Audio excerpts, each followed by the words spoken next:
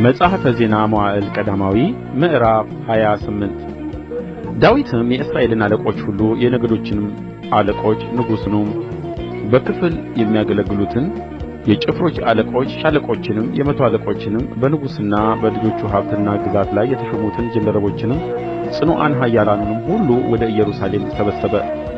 ንጉሡም ዳዊት በእግሩ ቆሞ እንዲህ አለ። ወንድሞቼና ሕዝቤ ሆይ ስሙኝ።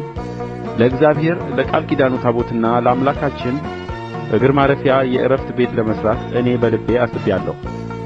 ለሥራም የሚያስፈልገውን አዘጋጅቻለሁ። እግዚአብሔር ግን የሰልፍ ሰው ነህና ደምም አፍስሰሃልና ለስሜ ቤት አትሠራም ብሎኛል። ነገር ግን የእስራኤል አምላክ እግዚአብሔር በእስራኤል ላይ የዘላለም ንጉሥ እሆን ዘንድ ከአባቴ ቤት ሁሉ መርጦኛል። ይሁዳንም አለቃ ይሆን ዘንድ መርጦታል። ከይሁዳም ቤት የአባቴን ቤት መርጦአል።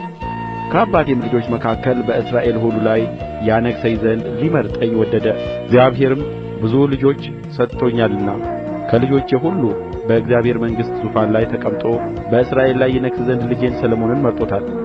እርሱም ልጅ ይሆነኝ ዘንድ መርጬዋለሁና እኔም አባት እሆነዋለሁና።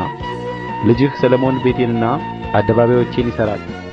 ትእዛዜንና ፍርዴንም በማድረግ እንደ ዛሬው ቢጸና መንግሥቱን ለዘላለም አጸናዋለሁ አለኝ።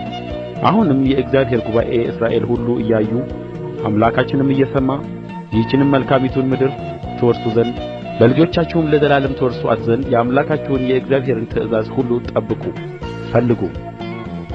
አንተም ልጄ ሰሎሞን ሆይ እግዚአብሔር ልብን ሁሉ ይመረምራልና የነፍስንም አሳብ ሁሉ ያውቃልና የአባትህን አምላክ እወቅ።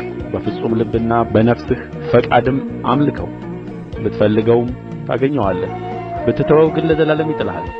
አሁንም እነሆ እግዚአብሔር ለመቅደስ የሚሆን ቤትን ትሠራ ዘንድ መርጦሃልና ጠንክረህ ፈጽመው። ዳዊትም ለመቅደሱ ወለል፣ ለቤቱም፣ ለቤተ መዛግብቱም፣ ለደርቡና ለውስጡም ጓዳዎች፣ ለስርየቱም መክደኛ መቀመጫ ምሳሌውን ለልጁ ለሰሎሞን ሰጠው።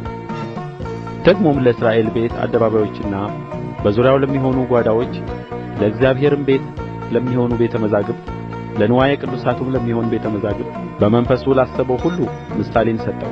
የካህናቱንና የሌዋውያኑንም ክፍላቸውን በእግዚአብሔርም ቤት ለሚያገለግሉበት ሥራ ሁሉ አስታወቀው። በእግዚአብሔርም ቤት ለሚያገለግሉበት ዕቃ ሁሉ፣ ለአገልግሎት ሁሉ ለሚሆነውም ለወርቅ ዕቃ ወርቁን በሚዛን ሰጠው።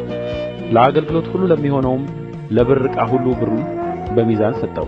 ለወርቁም መቅረዞችና ለቀንዲሎችም ወርቁን በየመቅረዙና በየቀንዲሉ በሚዛን ሰጠው። ለብሩም መቅረዞች እንደ መቅረዙ ሁሉ ሥራ ብሩን በየመቅረዙና በየቀንዲሉ በሚዛን ሰጠው። ለገጹ ኅብስት ገበታዎች ወርቁን በሚዛን ለገበታዎቹ ሁሉ ብሩንም ለብሩ ገበታዎች ሰጠው። ለሜንጦችና ለድስቶች ለመቅጃዎችም ጥሩውን ወርቅ፣ ለወርቁም ጽዋዎች ወርቁን በየጽዋው ሁሉ በሚዛን ለብሩም ጽዋዎች ብሩን በየጽዋው ሁሉ በሚዛን ሰጠው።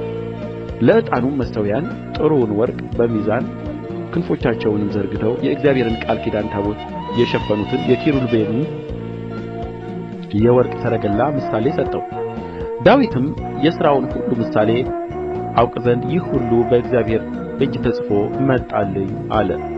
ዳዊትም ልጁን ሰሎሞንን ጠንክር፣ አይዞህ፣ አድርገውም፣ አምላኬ እግዚአብሔር አምላክ ከአንተ ጋር ነውና አትፍራ፣ አትደንግጥም።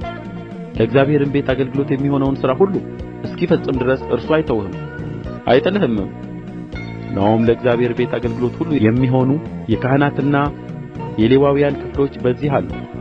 ለሁሉም ዓይነት አገልግሎትና ሥራ በብልሃትና በነፍሱ ፈቃድ የሚሠራ ሁሉ ከአንተ ጋር ይሆናል።